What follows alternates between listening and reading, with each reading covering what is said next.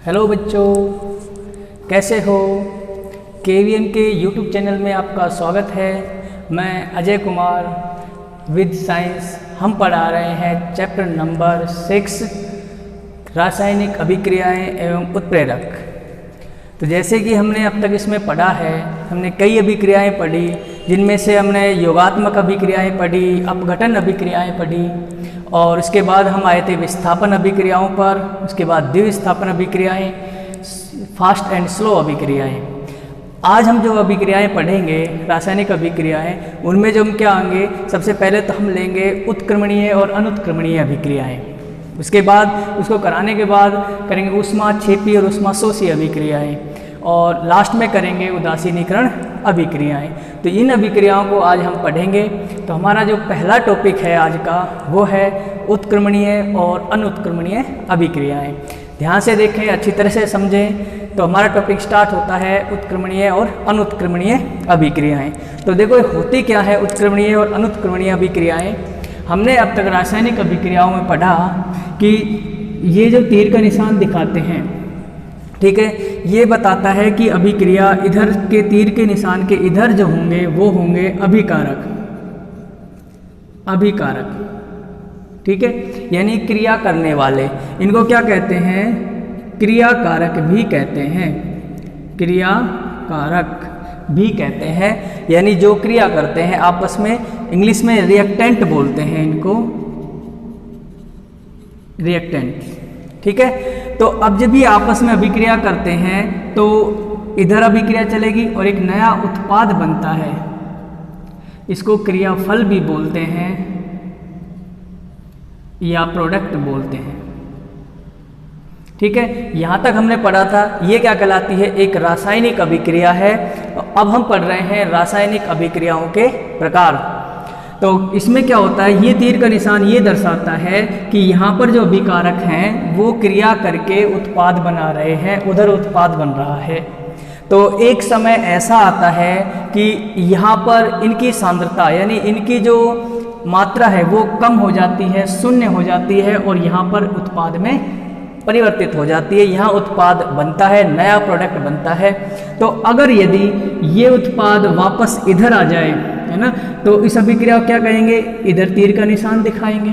ठीक है, इसका मतलब है अब जब हम इस तीर के निशान की बात करते हैं तो ये क्या करता है, मैं इसको ऐसे समझा रहा हूँ नीचे, ये तीर का निशान इधर आ जाए, उल्टा बना दें तीर के निशान को, तो तीर के निशान की पूंछ की तरफ क्या होता है, यहाँ पर होता है अभिकारक, हमेशा अभिकारक होगा। ठीक है, और इधर क्या होता है, इधर होता है उत्पाद। ठीक है, प्रोडक्ट होता है। तो अब यहाँ पर ये अभिकारक उत्पाद में इधर बदलता है। अगर इधर अभिक्रिया आ रही है तो इसे क्या कहते हैं, प्रतीप अभिक्रिया। प्रतीप अभिक्रिया। ठीक है, और ये आगे जा रही है तो इसको कहते हैं अग्र अभिक्रिया। अग्र अभिक्रिया। तो देखो, अगर मैं इन दोनों को मिला दूं तो दोनों क्या हो जाएंगी, ये दोनों अभिक्रियाएं, इनको हम इस तरह से लिखते हैं, आधा तीर तो हम इधर बनाएंगे, ठीक है, और आधा तीर हम इधर बनाएंगे। ठीक है, तो इधर जो बनता है यहाँ तो क्या कहलाता है, अभिकारक, और यहाँ पर क्या कहलाएगा, इसमें उत्पाद। यहाँ पर लिख दिया हमने अभिकारक, ठीक, यहाँ पर लिख दिया उत्पाद। अब इधर आएंगे तो यहाँ पर क्या आएगा, अभिकारक, और यहाँ पर क्या आएगा, उत्पाद। दोनों को मिलाते हैं हम, दोनों को उत्क्रमणीय अभिक्रियाएं कहेंगे, आधा तीर इधर और आधा तीर इधर। तो ये इसका निशान हो गया। ये दोनों तरफ तीर होते हैं, आधा आगे की ओर, आधा पीछे की ओर। तो इसमें देखो विशेषता क्या होती है उत्क्रमणीय अभिक्रियाओं में, कि जो अभिकारक होता है वो उत्पाद में बदलता है किसी विशेष कंडीशन में, है ना। किसी भी अभिकारक में कोई विशेष परिस्थिति में जब अभिकारक उत्पाद में बदलता है तो उन्हीं कंडीशन में जो उस समय अप्लाई की थी, उन्हीं कंडीशन में उत्पाद वापस अभिकारक में भी बदल जाता है, यानी उनकी अवस्थाओं में परिवर्तन हो जाता है। तो ये जो उत्पाद है जब वापस अपनी प्रारंभिक अवस्था में आएगा तो ये उस समय क्या कहलाएगा, अभिकारक कहलाएगा। अब ये उत्पाद अभिकारक बन गया। जब ये अभिकारक बन जाता है तो ये इधर आता है, और इधर आकर किससे बदल जाएगा, उत्पाद में। ठीक है, अब उन्हीं कंडीशन में ये उत्पाद फिर किस में बदलता है, फिर ये अभिकारक का काम करता है और वापस उत्पाद में बदल जाता है। इस तरह से ये दोनों अभिक्रियाएं अग्र और प्रतीप दोनों दिशाओं में चलती रहती हैं। तो कहने का मतलब ये हुआ कि जो उत्क्रमणीय अभिक्रियाएं होती हैं, कौन सी, उत्क्रमणीय अभिक्रियाएं होती हैं, वो दोनों दिशाओं में चलती हैं, अग्र दिशा में और प्रतीप दिशा में चलती हैं। तो ऐसी अभिक्रियाएं जो दोनों दिशाओं में चलती हैं उत्क्रमणीय अभिक्रियाएं कहलाती हैं। इन्हें डबल तीर के निशान से दर्शाते हैं। और इनमें देखो यहाँ पर अभिकारक अभिक्रिया शुरू हुई थी यहाँ से, है ना, अभिकारक की मात्रा ज़्यादा थी, यानी शुरुआत होने से पहले, कोई काम शुरू होने से पहले या अभिक्रिया शुरू होने से पहले हमारे पास उसकी ज़्यादा मात्रा होती है। जब हम उससे अभिकारक से कोई नया उत्पाद बनाते हैं तो नया उत्पाद बन जाता है, लेकिन अभिकारक खत्म हो जाता है, ठीक है। लेकिन इन अभिक्रियाओं की विशेषता क्या होती है कि अभिकारक की मात्रा कभी भी शून्य नहीं होती, यानी कभी खत्म नहीं होता है। कारण, क्योंकि जब अभिकारक उत्पाद में बदलेगा तो उन्हीं कंडीशन में ये उत्पाद वापस अभिकारक में बदल जाएगा। अर्थात इनमें अभिकारक और उत्पाद की मात्रा कभी भी शून्य नहीं होती। तो ये हो गई उत्क्रमणीय अभिक्रियाएं। अब जैसे हम बात करें यहाँ पर, ये नाइट्रोजन लें प्लस में हाइड्रोजन लें, ठीक है। नाइट्रोजन और हाइड्रोजन गैस की हम अभिक्रिया कराते हैं तो क्या होता है, जैसे मान लो आधा तीर इधर हो गया, ठीक है। आधा तीर का मतलब होता है अग्र अभिक्रिया। इससे क्या बनती है, अमोनिया बनती है हमारी NH3। अभिक्रिया को संतुलित कर लो, यहाँ पर 2 लगा दो, हाइड्रोजन कितने हो गए 6, यहाँ पर 3 लगा दो, अमोनिया बन गई। लेकिन जैसे ही यह अमोनिया बनती है, यहाँ पर इनकी मात्रा कम होना शुरू हो जाती है, अभिक्रिया आगे होती है। तो उसी कंडीशन में ये अमोनिया वापस आधा तीर इधर लगाएंगे, अपघटित होकर ये कैसी अभिक्रिया हो गई, प्रतीप अभिक्रिया, यानी बैकवर्ड अभिक्रिया, पीछे की दिशा में चलने वाली अभिक्रिया। अमोनिया तुरंत ही नाइट्रोजन और हाइड्रोजन में टूट जाती है। इसका मतलब ये हुआ, ना तो नाइट्रोजन और हाइड्रोजन कभी शून्य हुए और ना ही ये खत्म हुआ। जैसे इन दोनों ने मिलकर इसको बनाया, ये अपघटित होकर इसने इन दोनों को बना दिया। तो ये अभिक्रियाएं क्या कहलाती हैं, रिवर्सिबल रिएक्शन कहलाती हैं, उत्क्रमणीय अभिक्रियाएं कहलाती हैं।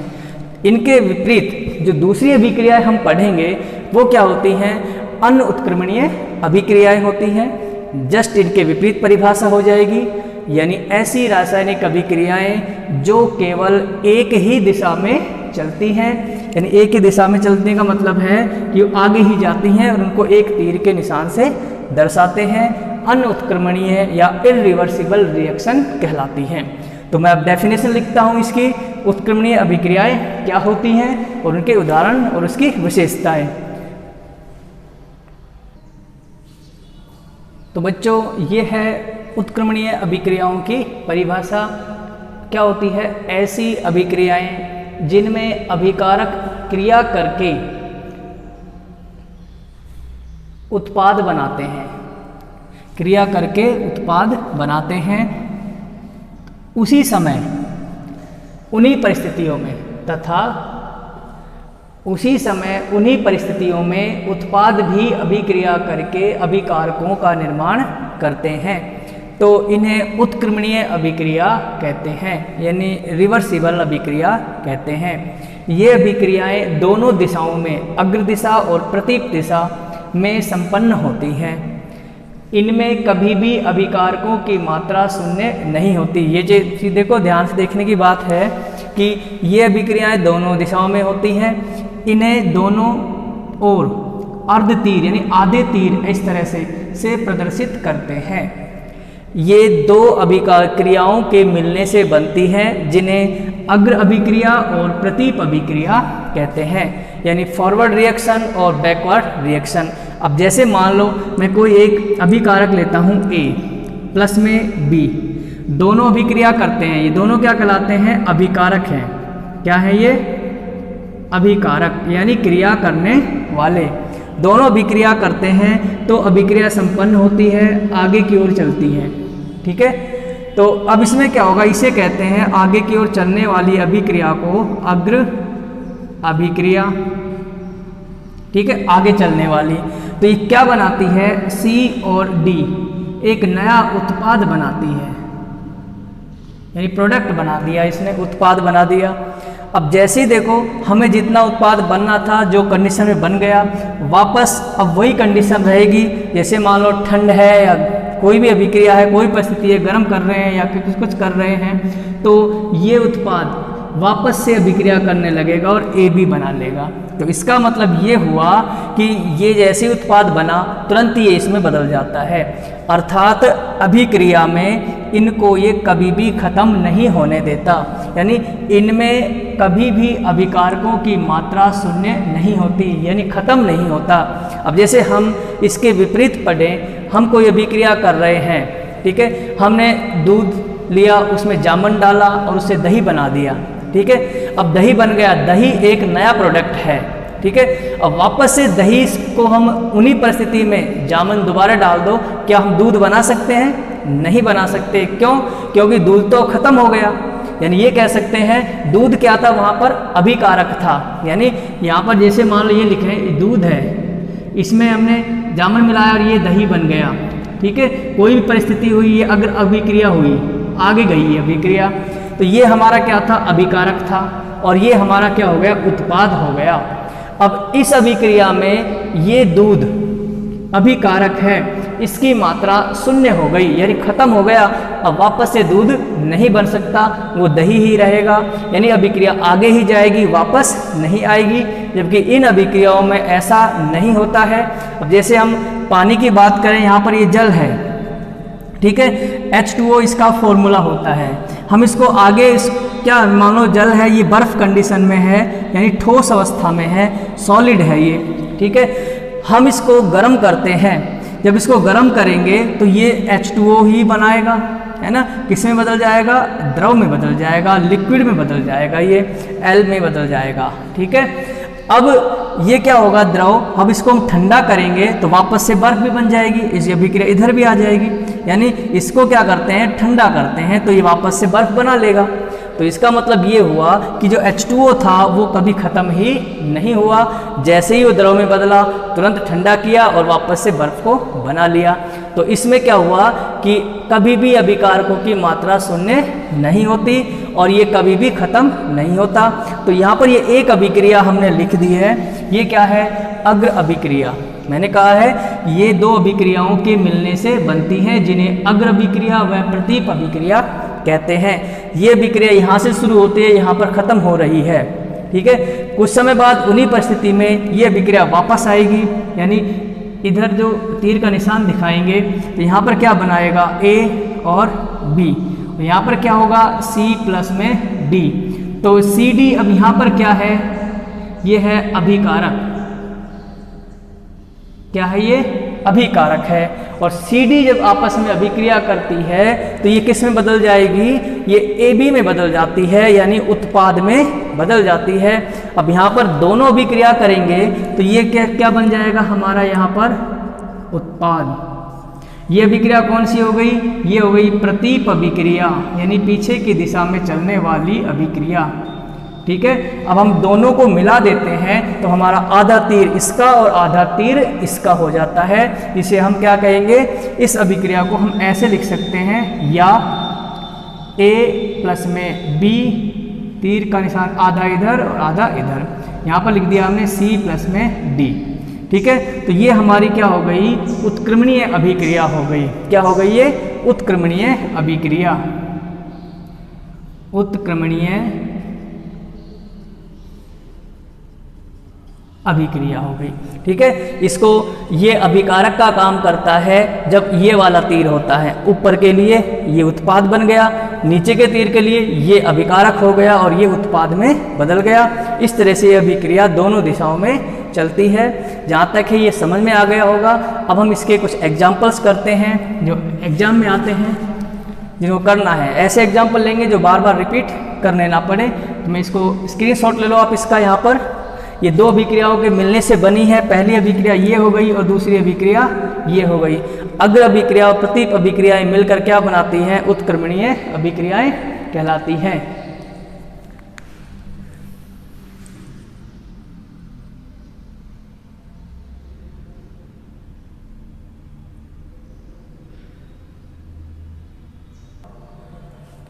तो ये हैं इनके एग्जाम्पल्स। इसमें जैसे देखो अमोनिया, ये गैसीय अभिक्रियाएं हैं। गैसीय अभिक्रियाओं को बंद पात्र में कराया जाता है। कैसे पात्र में? बंद पात्र में कराते हैं, गैस अवस्था है। तो नाइट्रोजन हाइड्रोजन जुड़ती हैं तो अमोनिया बनाती हैं और अमोनिया वापस टूटकर नाइट्रोजन और हाइड्रोजन में बदल जाती हैं।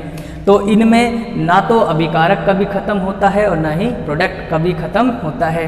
जैसे ये ख़त्म होने लगता है ये बनता है, और ये ख़त्म होने लगेगा तो वापस से ये अपघटित होकर इसको बनाता है। तो ये दूसरा एग्जाम्पल है। मैग्नीशियम ऑक्सीजन, मैग्नीशियम ऑक्साइड बनाते हैं, अपघटित होकर मैग्नीशियम और ऑक्सीजन अलग हो जाते हैं। तो ये अभिक्रियाएं हम संयोजन अभिक्रियाओं में भी इनका उदाहरण ले सकते हैं। हमने संयोजन अभिक्रियाएं पढ़ी थी, अपघटन अभिक्रियाएं पढ़ी थी, वहाँ भी इन उदाहरण का यूज कर सकते हैं। इनका और भी आगे यूज होगा, हम बताएंगे। इसके बाद जो हमारी नेक्स्ट अभिक्रिया है वो है अनुत्क्रमणीय अभिक्रिया। तो अनुत्क्रमणीय अभिक्रिया क्या होती है कि ऐसी रासायनिक अभिक्रियाएं जिनमें क्रियाकारक क्रिया करके उत्पाद बनाते हैं। बस ये अभिक्रियाएं एक ही दिशा में चलती हैं, वो अग्र दिशा होती है। इसमें अभिकारकों की मात्रा शून्य हो जाती है, यानी जस्ट इसके विपरीत इसकी विशेषताएं होंगी। तो इसका स्क्रीनशॉट ले लो आप। इसके बाद हम पढ़ेंगे अनुत्क्रमणीय अभिक्रियाएं। ये है अनुत्क्रमणीय या अनुत्क्रमणीय अभिक्रियाएं। तो इन अभिक्रियाओं में क्या होता है, इनको हम ये बोल सकते हैं कि ऐसी रासायनिक अभिक्रियाएं जिनमें अभिकारक क्रिया करके उत्पाद बनाते हैं। इसका मतलब हुआ कि अभिक्रिया हुई, उत्पाद बना, अनुत्क्रमणीय अभिक्रियाएं कहलाती हैं। उत्पाद तो उनमें भी बन रहा था, लेकिन वो उत्पाद वापस अभिकारक में बदल जाता था। इसमें ऐसा नहीं होता। ये अभिक्रियाएं एक ही दिशा में अग्रसर होती हैं, यानी आगे की ओर बढ़ती हैं। इन्हें साधारण तीर के निशान से दर्शाते हैं। इन अभिक्रियाओं में धीरे धीरे अभिकारकों की सांद्रता कम होने लगती है। जैसे जैसे अभिक्रिया आगे बढ़ेगी तो अभिकारक कौन होते हैं? क्रिया करने वाले। उनकी सांद्रता में कमी आती है और उत्पाद की सांद्रता में वृद्धि होने लगती है, यानी उत्पाद की सांद्रता बढ़ती जाती है। एक की बढ़ेगी, एक की घटेगी। तो इनमें क्या होता है, जैसे मान लो यहाँ पर ये A प्लस में B है, ठीक है, दोनों आपस में अभिक्रिया करते हैं। ये क्या है? दोनों अभिकारक हैं। अब हमने पहले इनको मिलाया अभिक्रिया से पहले तो इनकी मात्रा ज़्यादा थी। अब यहाँ पर उत्पाद की सांद्रता कितनी है? अभिक्रिया शुरू होने से पहले अभिकारक की मात्रा सबसे ज़्यादा होती है, उत्पाद की मात्रा शून्य होती है, यानी कोई हमें उत्पाद नहीं बना। जैसे ही दोनों आपस में अभिक्रिया करेंगे, यहाँ पर उत्पाद बन जाएगा C प्लस में B। ये उत्पाद बन गया, इसका प्रोडक्ट बन गया। इसको क्या कहते हैं? उत्पाद। अब यहाँ पर देखो, जैसे जैसे समय बीतता जाएगा इसकी सांद्रता में क्या आएगी? कमी, और इसकी सांद्रता में क्या हो जाएगी? वृद्धि हो जाएगी। अब वापस जब ये बन जाएगा, पूरा कंप्लीट हो जाएगा, तो यहाँ पर शून्य अवस्था आ जाएगी, यानी अभिकारक खत्म हो गया। अब जैसे हम एग्जाम्पल लें, हमारे पास ये कोयला है, कोयला है, हमने अभी कोई अभिक्रिया नहीं की, इसको जलाया ही नहीं है, तो यहाँ कोयला सबसे ज़्यादा है। अब जैसे ही इसमें आग लगाएंगे तो आग लगेगी तो क्या बनेगा? यहाँ पर कोयले को जलाते हैं तो ऊष्मा ऊर्जा बाहर निकलती है, राख बनती है जलकर, है ना। कोयला जल गया, यहाँ पर क्या बन गई? राख। पहले राख थी क्या? पहले राख नहीं थी, पहले राख शून्य थी। अभिक्रिया शुरू होने से पहले, यानी अभिक्रिया शुरू होने से पहले इसकी जो सांद्रता होती है, शुरू होने से पहले कोयले की सांद्रता सबसे ज़्यादा होती है। जैसे ही इसको जलाना शुरू करते हैं, गर्म करना शुरू करते हैं, तो ये जलने लगता है। तो ये क्या हो जाता है? इसकी सांद्रता में कमी आने लगती है। ध्यान समझना, कोयला धीरे धीरे खत्म होने लगता है और राख बनना शुरू हो जाती है। यहाँ पर अभिक्रिया इसकी सांद्रता में वृद्धि होने लगती है। एक समय ऐसा आता है कि सारा कोयला जल जाएगा, यानी इसकी सांद्रता क्या हो जाएगी? शून्य, और राख की सांद्रता हो जाएगी अधिकतम, यानी क्या हो जाएगी यहाँ पर? अधिकतम, यानी मैक्सिमम हो जाएगी यहाँ पर, और अभिक्रिया वापस नहीं आएगी, यानी राख से हम कोयला नहीं बना पाएंगे। ये अभिक्रिया कहलाती है अनुत्क्रमणीय अभिक्रियाएं। जैसे ऐसे ही यहाँ पर होता है। उत्क्रमणीय अभिक्रियाओं में क्या था कि जैसे ही यहाँ AB जुड़ा, CD बना, CD वापस से फिर AB में बदल रहा था। इनको इस पूरे तीर के निशान से दर्शाते हैं। अभिक्रिया एक ही दिशा में होती है। तो ये इसकी डेफिनेशन हो गई। इसके एग्जाम्पल्स हैं, एक दो एग्जाम्पल भी करा देंगे। ये देखो, कोयले से राख बनी, है ना, दूध से दही बनी, ये सभी क्या हैं, इसी के एग्जाम्पल्स होते हैं। मैं यहाँ पर लिख देता हूँ, इसमें एक दो एग्जाम्पल्स और हैं जो हम लिखते हैं, जैसे कार्बन प्लस में ऑक्सीजन जुड़े दोनों, उदाहरण आप भी इनको लिख लेना। कार्बन प्लस में ऑक्सीजन दोनों जुड़ते हैं, दोनों क्या मिलाते हैं, CO2 बनाते हैं, कार्बन डाइऑक्साइड। कार्बन डाइऑक्साइड बन गई, यहाँ पर इसकी सांद्रता में कमी आ गई। दूसरा है यदि मैथेन यानी CH4, मैथेन क्या होती है, CH4 को वायु में जलाते हैं, यानी कोयले को वायु में जलाते हैं तो CO2 बनाता है। यहाँ पर ये क्या है, C का मतलब है यहाँ पर कोयला है, क्या है, कोयला, ठीक है। कोयला क्या होता है, सॉलिड होता है। ऑक्सीजन गैस होती है, ये भी क्या बनाता है, गैस। संतुलित है हमारी अभिक्रिया, है ना। कोयला जलने के बाद, यहाँ पर लिख लो जलाने पर, यानी दहन करने पर। दहन किस में होगा, ऑक्सीजन की उपस्थिति में ही होगा वे कोयले का दहन। जलाएंगे बिना ऑक्सीजन के तो कोयला जलेगा ही नहीं, और CO2 गैस बनाता है। इसी तरह से हाइड्रोकार्बन भी लेते हैं, मैथेन यानी CH4 को लेते हैं, उसको ऑक्सीजन की उससे अभिक्रिया कराते हैं तो CO2 और जल बनाती है। C का मतलब है यहाँ पर जैसे CH4, ये है मैथेन, हाइड्रोकार्बन है ना। हाइड्रोकार्बन को हम इसकी उपस्थिति में जलाते हैं, जलाने पर, यानी जब मैथेन को जलाते हैं तो जल और CO2 बनती है, H2O प्लस में CO2 बनता है। यानी हाइड्रोकार्बन जैसे हरे पेड़ पौधों की लकड़ियाँ हैं, है ना, ये हाइड्रोकार्बन ही होते हैं उनमें, तो उनको जब जलाते हैं तो जल यानी नमी निकलती है वाष्प के रूप में, और CO2 गैस मुक्त होती है। तो ये जब निकलती हैं वापस से उन लकड़ियों को प्राप्त नहीं कर सकते, मैथेन प्राप्त नहीं होती है। तो ये भी एक तरफ चलने वाली अभिक्रिया है। इसको संतुलित कर लो, यहाँ पर 4 हाइड्रोजन है तो हमें 2 लगा देंगे, 4 हाइड्रोजन हो गए। ऑक्सीजन कितने हो गए, वहाँ पर 2 और 2 4 ऑक्सीजन है। कार्बन 1 है, वहाँ भी 1 है, तो यहाँ भी क्या लगा दो, 2 लगा दो। तो ये हमारी संतुलित अभिक्रिया हो गई। कैसी अभिक्रियाएं हैं ये, उत्क्रमणीय अभिक्रियाएं हैं जो केवल एक ही दिशा में चलती हैं। और भी एग्जाम्पल ले सकते हो, जैसे मान लो दूध से क्या बनता है, दही बनता है, ठीक है। तो ये भी क्या है, एक ही दिशा में चलने वाली अभिक्रियाएं हैं। ये वापस अभिकारकों में नहीं बदलते हैं। तो इसका स्क्रीनशॉट ले लो आप। ये अनुत्क्रमणीय अभिक्रियाएं कंप्लीट हो गई, उत्क्रमणीय और अनुत्क्रमणीय अभिक्रियाएं हो गई हैं। इसके बाद जो हम नेक्स्ट पढ़ाएंगे वो है इसमें ऊष्माक्षेपी और ऊष्माशोषी अभिक्रियाएं। तो ये है ऊष्माक्षेपी अभिक्रिया यानी एक्सोथर्मिक। एक्सो का मतलब होता है बाहर निकलना, यानी ऐसी रासायनिक अभिक्रियाएं जिन्हें संपन्न होते समय जब उत्पाद बनता है तो उत्पाद के साथ साथ कुछ ऊर्जा भी मुक्त होती है, चाहे वो प्रकाश ऊर्जा हो चाहे वो ऊष्मा ऊर्जा हो, ठीक है। तो परिभाषा क्या हो जाएगी इसकी, ऐसी अभिक्रियाएं जिनमें उत्पाद के साथ साथ ऊष्मा ऊर्जा भी मुक्त होती है। ऊष्मा ऊर्जा या प्रकाश ऊर्जा यानी ऊर्जा मुक्त होती है, कोई सी भी ऊर्जा हो सकती है ना। ऊष्माक्षेपी अभिक्रियाएं कहलाती हैं, जिसे धन यानी प्लस के चिन्ह लगाकर पीछे लिखते हैं। अब जैसे मान लो मैं उदाहरण लिखूं कोई, यहाँ पर ये A प्लस में B दोनों क्या हैं, अभिकारक हैं, दोनों जुड़ते हैं, अभिक्रिया आगे की ओर जा रही है, ठीक है।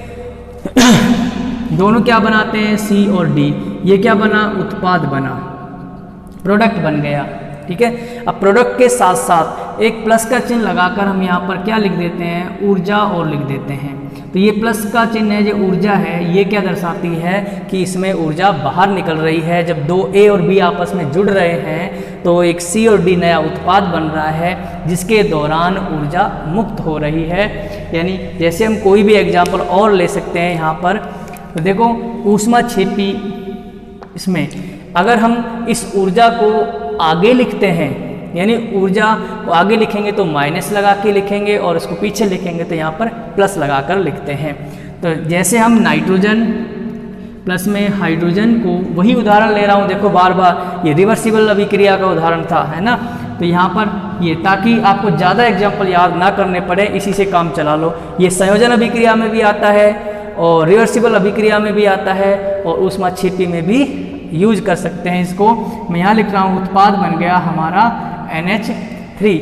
जब नाइट्रोजन और हाइड्रोजन गैसें मिलकर अमोनिया बनाती हैं तो उत्पाद बनता है, उसके साथ साथ कुछ ऊर्जा भी बाहर निकलती है। जैसे मान लो यहाँ पर लिख दिया हमने प्लस में 10.5 किलो कैलोरी पर मोल, ये ऊर्जा का मात्रक है, ठीक है।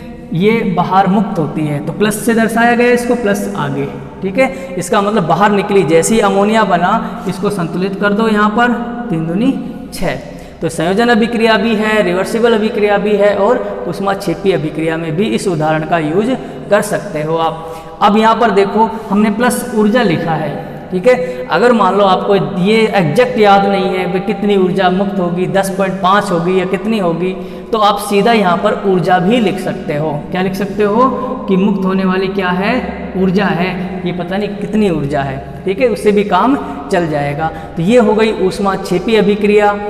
इसके डेफिनेशन लिख लो और इसके एग्जाम्पल का स्क्रीनशॉट ले लो।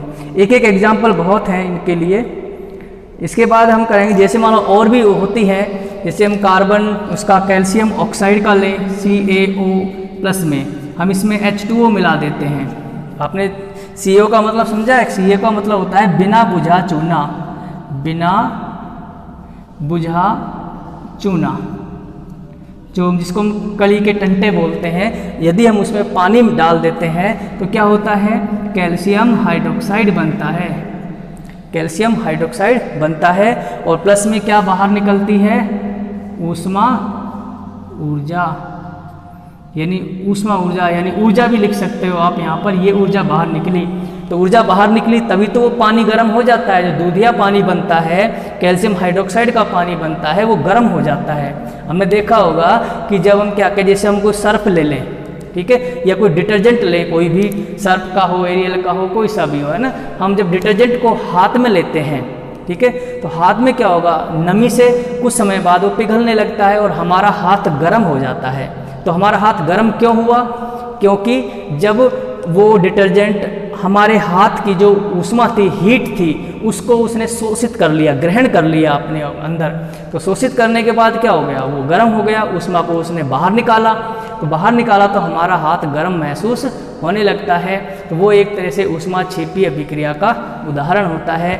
तो यहाँ पर ये उदाहरण बहुत हैं इतने ही। तो ये हो गए हमारे ऊष्माक्षेपी अभिक्रिया। इसके बाद है, इसका स्क्रीनशॉट ले लो आप। इसके बाद है ऊष्मा शोषी। नाम से ही पता है कि ऊष्मा शोषी यानी वे अभिक्रियाएं जिसमें ऊष्मा का अवशोषण होता है, यानी एंडोथर्मिक रिएक्शन कहलाती हैं। ऐसी अभिक्रियाएं जिनमें उत्पाद बनते समय यानी प्रोडक्ट बनते समय ऊर्जा दी जाती है। यानी जब हम अभिकारकों को आपस में जोड़ते हैं तो उन्हें जोड़ने के लिए हम अपनी तरफ से ऊर्जा देते हैं तो हमारा उत्पाद बनता है। यानी हमें बाहर से ऊर्जा देनी पड़ती है, अपनी तरफ से ऊर्जा देनी पड़ती है, जबकि उनमें हमें मुक्त होती थी, मिलती थी ऊर्जा, यहाँ पर हमें खर्च करनी पड़ेगी। तो अर्थात जिनमें ऊर्जा का अवशोषण होता है यानी शोषण करते हैं, ऊष्मा शोषी अभिक्रियाएं कहलाती हैं। इनमें ऊर्जा को उत्पाद के पीछे ऋण चिन्ह लगाकर प्रदर्शित करते हैं। उसमें धन चिन्ह लगाते थे, इसमें ऋण चिन्ह लगाएंगे। जैसे A प्लस B को जोड़ा, हमारा उत्पाद बना C प्लस में D। तो अब यहाँ पर देखो कि जो ऊर्जा होगी वो माइनस यहाँ पर लिख देंगे ऊर्जा, ये बाहर नहीं, अवशोषण हुआ है। अगर हम इस ऊर्जा को आगे लिखेंगे तो हम इसको या करके ऐसे भी लिख सकते हैं, A प्लस में B प्लस में ऊर्जा। अब देखो यहाँ पर प्लस से दर्शाया हमने, क्यों? इसका मतलब ये हुआ कि ये ऊर्जा अभिकारकों को जोड़ने में काम आ रही है, यानी उनकी क्रिया कराने में खर्च हो रही है ना, शोषण हो रहा है। और यहाँ पर क्या बन गया, C प्लस D, ये बन गया उत्पाद। तो इसी अभिक्रिया को हम ऐसे भी दो तरीके से हम लिख सकते हैं।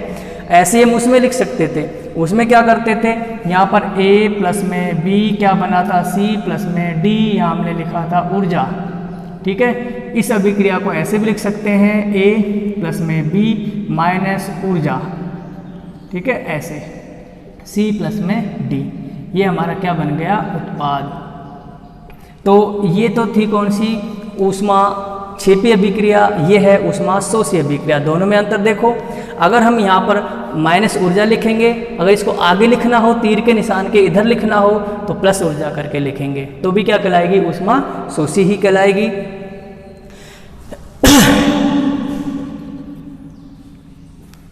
अब ये क्या है, A प्लस B, दोनों को जोड़ेंगे CD बनेगा, उत्पाद बाहर निकलेगा, यानी ऊर्जा बाहर निकलेगी, तो इसे कहेंगे ऊष्मा क्षेपी अभिक्रिया, है ना। या इसको ऐसे भी लिख सकते हैं, यदि हम इस ऊर्जा को तीर के निशान के इधर लिखेंगे तो हमें माइनस ऊर्जा करके लिखना पड़ेगा। दोनों ही सही है, आप कोई सा भी लिख सकते हो। ये तो लिखते हैं हम ऊष्मा क्षेपी में, ये किस में लिखा जाता है, ऊष्मा क्षेपी में, ठीक है। और ये लिखा जाता है ऊष्मा शोषी में। तो अब यहाँ पर जैसे कुछ एग्जाम्पल्स करते हैं, यहाँ पर हमने लिखा नाइट्रोजन प्लस में ऑक्सीजन, दोनों को जोड़ेंगे तो क्या होगा, यहाँ पर नाइट्रोजन डाइऑक्साइड बनेगा और माइनस ऊर्जा बाहर निकलेगी 20 किलो कैलोरी पर मोल। आप इसको सिर्फ ऊर्जा भी लिख सकते हो यहाँ पर, अगर याद ना हो तो, ठीक है, ऊर्जा भी लिख सकते हैं। तो आप इसका स्क्रीनशॉट ले लो। ये हो गई ऊष्मा शोषी अभिक्रियाएं, यानी इसमें क्या होता है कि ये अभिकारक ऊष्मा का अवशोषण कर लेते हैं, जिससे उत्पाद बन जाता है। जैसे हम एग्जाम्पल लें कि हम पानी में शक्कर मिलाते हैं तो कुछ समय बाद हमारा जो पात्र होता है वो ठंडा होने लगता है। क्यों?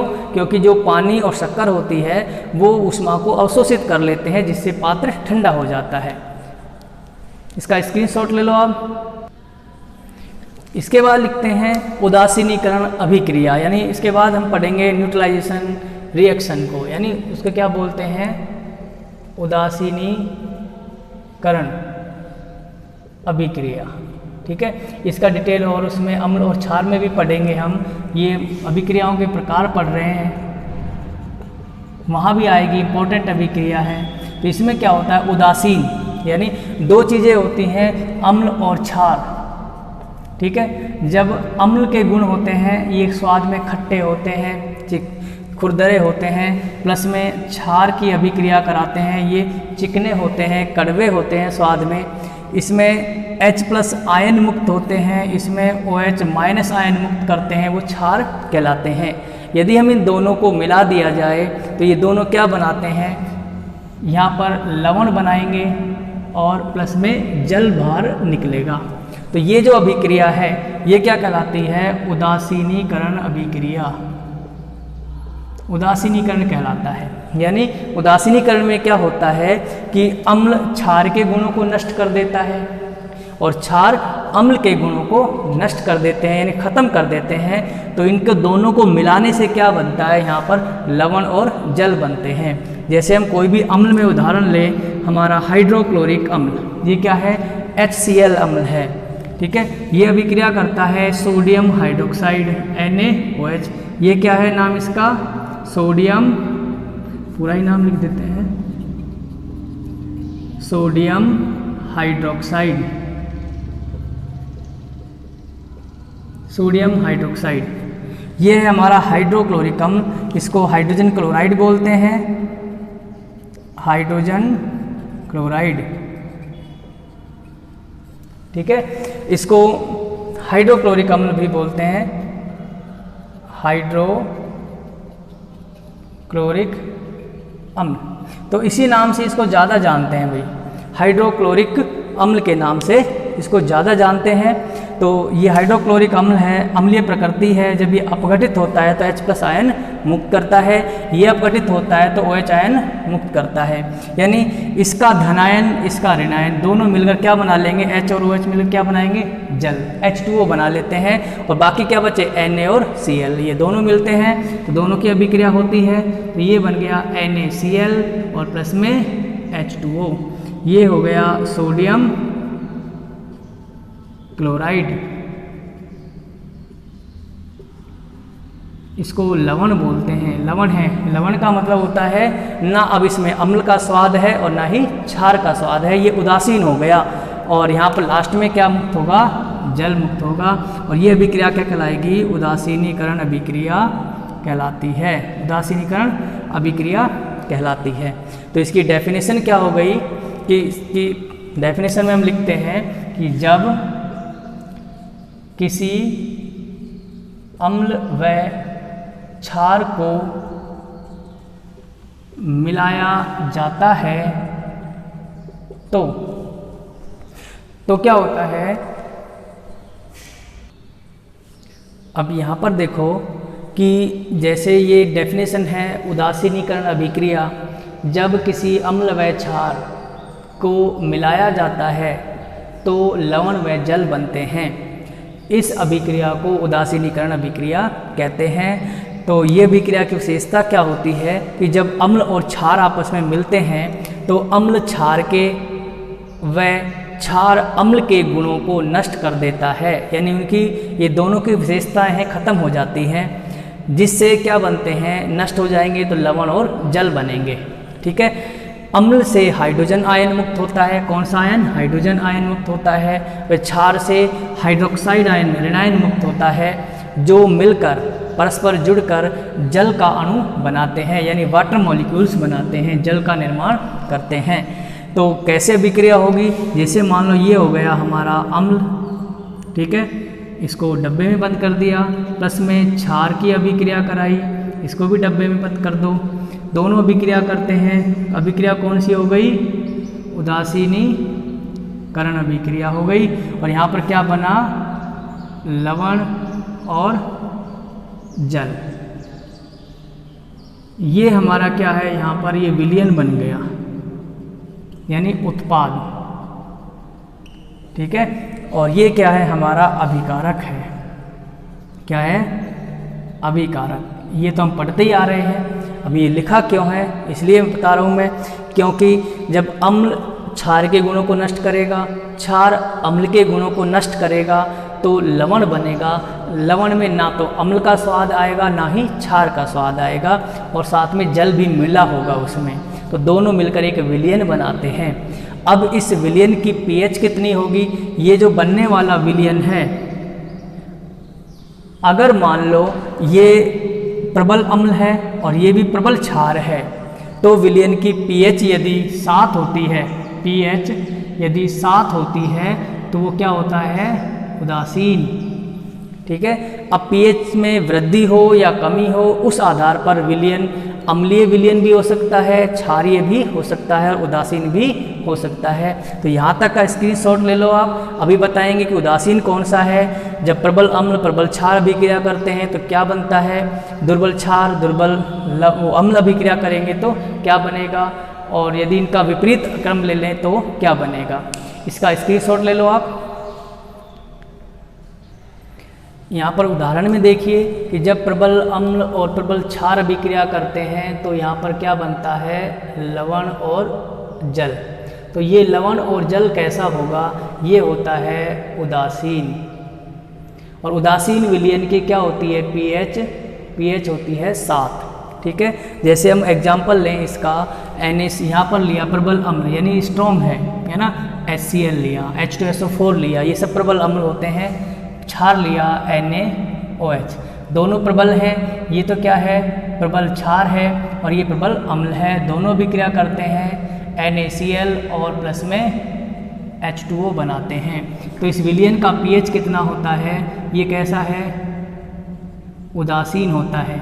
इसका पीएच कितना होगा, पीएच बराबर होगा 7। ठीक है। हम पीएच स्केल में अगले चैप्टर में जब पढ़ेंगे तो पीएच में क्या होता है, यहाँ बता देता हूँ मैं। पीएच यदि 7 है तो विलयन कैसा होगा, विलयन होता है उदासीन। और यदि पीएच का मान 7 से अधिक होता है, पीएच 14 तक मान लें, यानी यहाँ से क्या होगा, पीएच का मान बढ़ रहा है, यानी बढ़ता है, तो क्या बनेगा, क्षारीय गुण।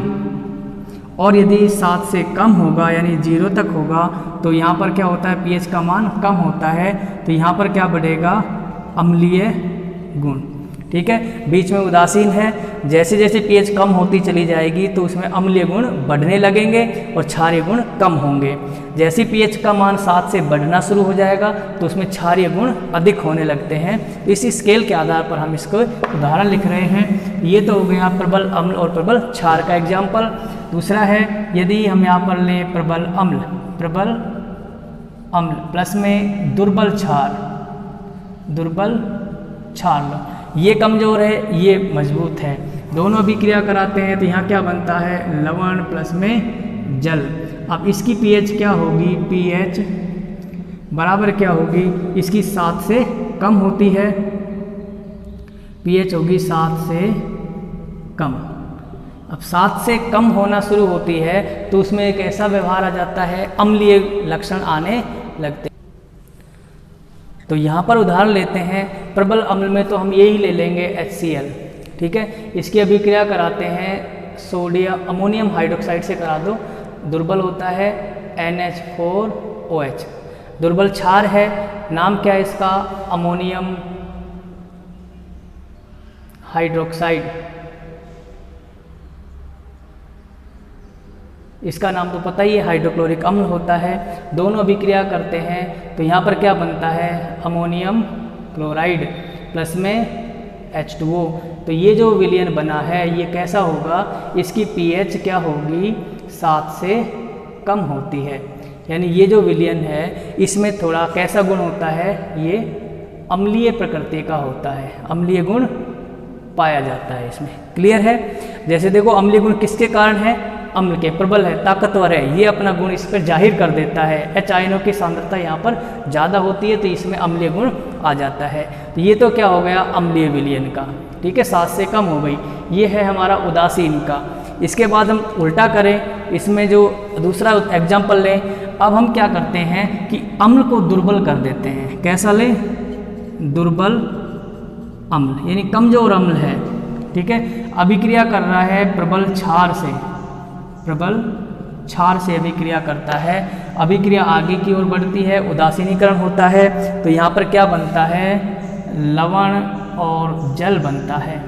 अब ये जो लवण और जल का विलयन बना है, ये वाला, इसकी pH क्या होती है, pH होती है इसकी 7 से अधिक। 7 से अधिक का मतलब क्या होता है कि इसमें क्षारीय गुण बढ़ने लग गया, क्योंकि ये प्रबल है। प्रबल किसके कारण है, OH माइनस के कारण है। ये प्रबल किसके कारण था, H+ आयन के कारण था। ये OH आयन दुर्बल थे, कमजोर थे, ये प्रबल थे, तो इन्होंने अपना प्रभाव वहाँ पर शो कर दिया।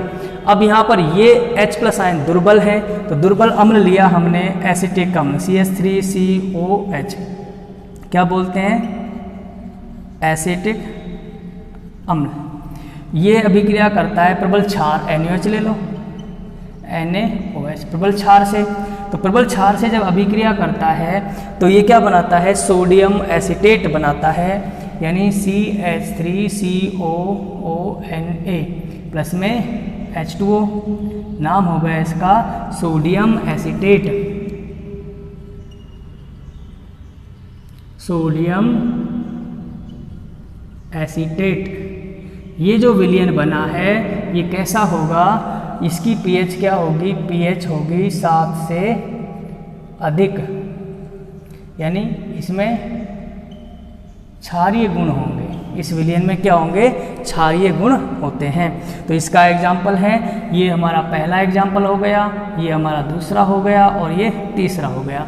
अम्ल और क्षार की क्रियाएं जहाँ तक क्लियर हो गई होंगी, और इसके बाद नेक्स्ट चैप्टर में हम इसका स्पेशल टॉपिक पढ़ेंगे, अम्ल और क्षार की अभिक्रियाएं, उसके उदाहरण। यहाँ तक इनका स्क्रीनशॉट ले लो। ये हमारी उदासीनीकरण अभिक्रियाएं कंप्लीट हो गई हैं।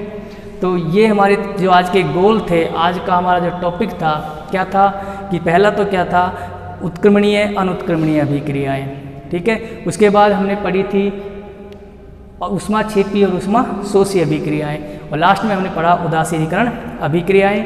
तो ये हमारे तीनों चैप्टर आज यहाँ पर तीनों टॉपिक कंप्लीट हो गए हैं। वीडियो को ज़्यादा से ज़्यादा देखें, ज़्यादा से ज़्यादा लाइक करें और चैनल को सब्सक्राइब करना ना भूलें। तब तक के लिए थैंक यू वेरी मच, धन्यवाद।